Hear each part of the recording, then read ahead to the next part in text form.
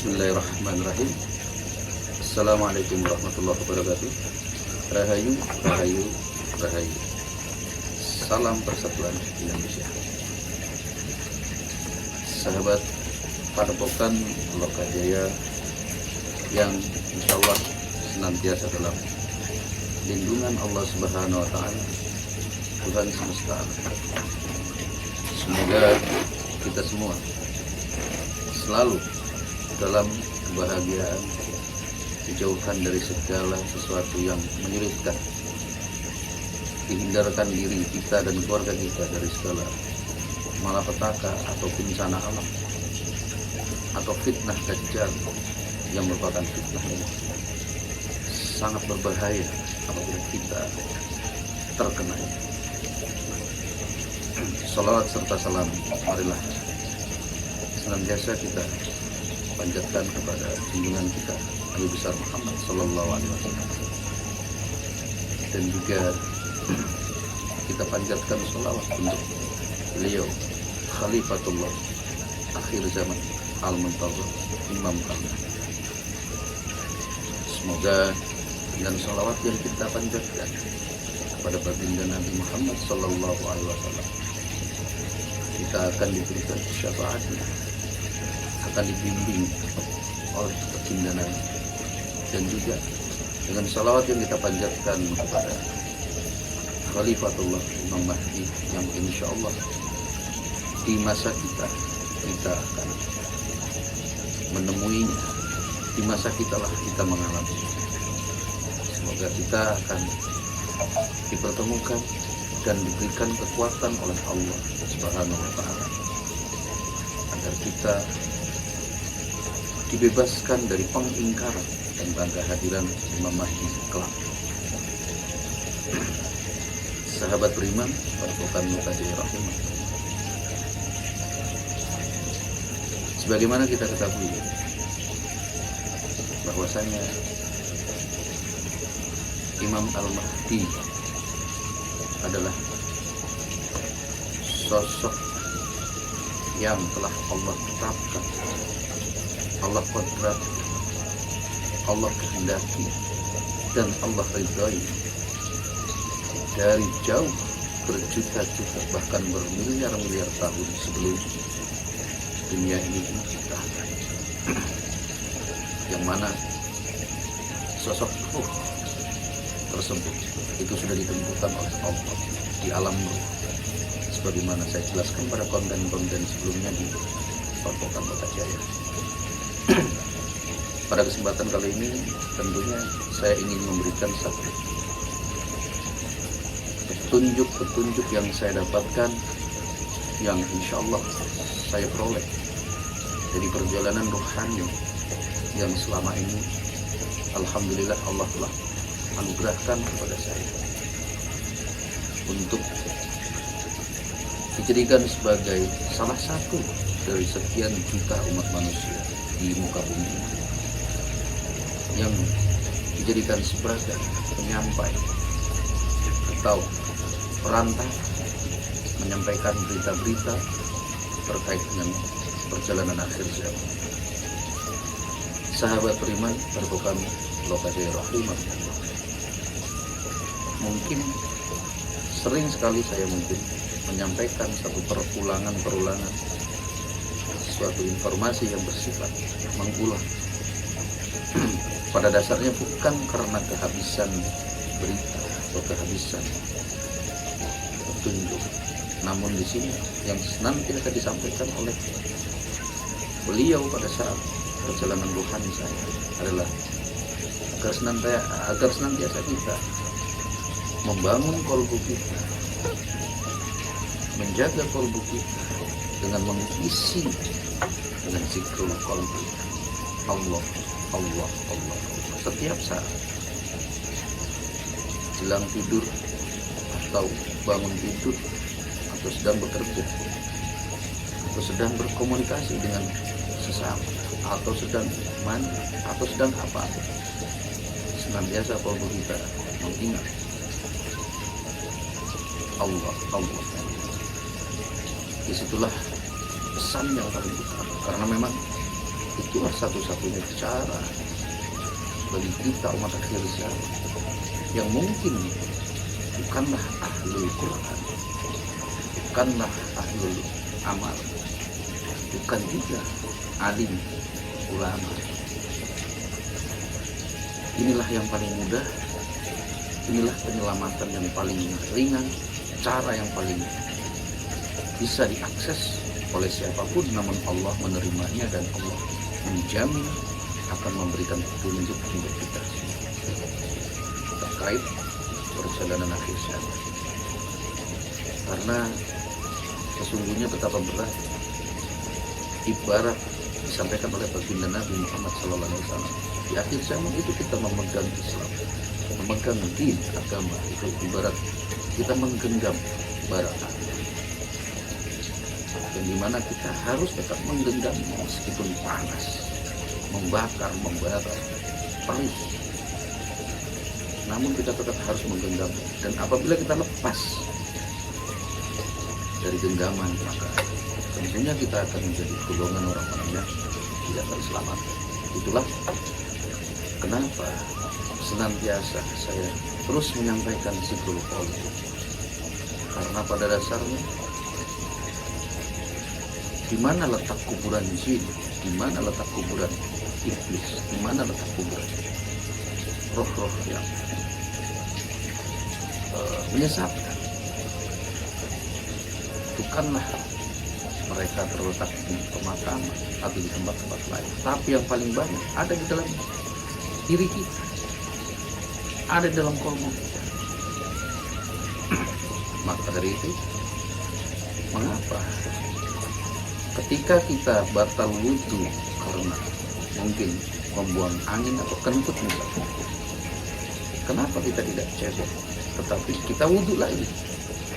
Karena sejatinya kolbu kita, hati kita, diri kita ini jauh lebih kotor daripada lubang pembuangan kotoran tersebut.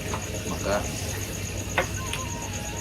tentunya siapapun diri kita, apapun strata sosial kita,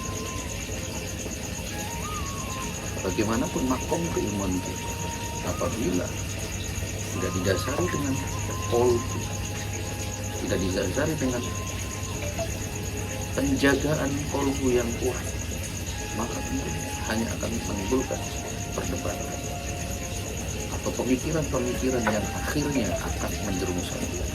Disitulah kenapa kemudian disimbolkan mengikut Dajjal, atau Dajjal itu sendiri disimbolkan di dahinya, di jidatnya tertulis kafar.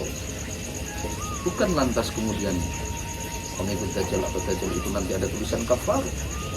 Alangkah mudahnya kita menentukan nanti mana Dajjal, mana pengikut Dajjal, mana bukan. Bukan itu maksudnya, tetapi itu adalah satu siloka di mana di akhir zaman ini, ketika kita lebih mengutamakan menggunakan akal yang kemampuannya hanya mentok sebesar dunia, maka sesungguhnya orang-orang seperti itulah yang nantinya akan tersesat. Tetapi kenapa golongan Imam Mahdi, golongan Mahdi atau golongan orang-orang yang akan diselamatkan disimbolkan ada lafaz alif lam lam tadi dada? Itulah pertanda bahwa orang-orang yang senantiasa zikrul qalbi, dalam hatinya menyebut Allah, Allah, Allah, itulah orang-orang yang akan selamat dan orang yang akan menjadi pengikut atau orang-orang yang akan hidup di masa kejayaan, di masa Khalifatullah Imam. Sahabat beriman, Padepokan Lokajaya, rahimahullah. Terkadang berat untuk saya menyampaikan terkait pesan-pesan, terkait berita-berita yang saya dapatkan ketika ruh saya di perjalanan bertemu dengan ruh-ruh suci yang subhanallah saya sendiri berat untuk menyampaikannya sebetulnya, tetapi saya diminta oleh beliau untuk menyampaikan, walaupun itu berat, walaupun itu menyakitkan, walaupun itu akan mendapatkan cercaan, hinaan, atau bahkan saya akan dianggap gila, tetapi saya akan tetap sampaikan, karena ini perkara akhir zaman. Saya pun tidak ingin menjadi orang-orang yang tidak amanah ketika saya diamanahkan sebuah pesan, sebuah perintah atau apa, kemudian saya tidak menyampaikan. Disitulah saya merasa saya harus menyampaikan apa yang saya peroleh atau apa yang harus saya sampaikan. Saya tidak akan menambah-nambah atau mengurangi, karena saya bukan kapasitas saya untuk mengurangi atau menambah, karena saya bukanlah sosok yang dibicarakan itu, karena saya hanya segelintir debu di antara sekian miliar yang lainnya, yang mungkin salah satu dari sekian juta dari sekian miliar orang yang terpilih untuk menyampaikan berita. Sahabat Padukan Lokajaya rahimahullah, Imam Mahdi akan muncul ke publik dalam beberapa waktu ke depan. Pesan ini saya dapatkan ketika saya ruh saya berjalan dan bertemu dengan beliau. Kemudian beliau menyampaikan ciri-ciri Imam Mahdi seperti apa yang akan disampaikan atau apa yang akan membannya nanti, apa yang akan dilakukan, lalu perjalanan berikutnya dan lain sebagainya. Itu yang disampaikan kepada saya. Sosok Imam Mahdi, sebagaimana pada konten sebelumnya saya menyampaikan, setidaknya tingginya itu di atas saya, lebih tinggi. Beliau berperawakan tidak gemuk, tetapi secara fisiologi saya tidak diperlihatkan wajahnya, tapi hanya pancaran sinar yang luar biasa yang membuat mata saya penuh untuk bisa melihat. Namun secara fisik saya dapat melihat kira-kira tingginya dan bagaimana bentuk hidungnya, bagaimana bentuk wajahnya. Tetapi secara detail fisik bentuk wajahnya saya tidak diperlihatkan karena begitu terangnya memancar. Itu sekilas dari fisik. Lalu kemunculan beliau disampaikan kepada saya, akan banyak penolakan, akan banyak pengingkaran, akan banyak orang-orang yang kemudian akan tidak mengimaninya, karena banyak sekali di antara kita yang masih mungkin belum mempersiapkan diri, karena mungkin banyak orang-orang yang masih dimanjakan dengan keindahan-keindahan dunia, dengan kemaksiatan, dengan keakuan, dengan pengakuan diri, dengan keegoan bahwa dirinya lah orang-orang terpilih. Itu yang dikatakan oleh beliau kepada saya pada saat perjalanan 2 hari dalam beberapa bulan terakhir. Dan alhamdulillah,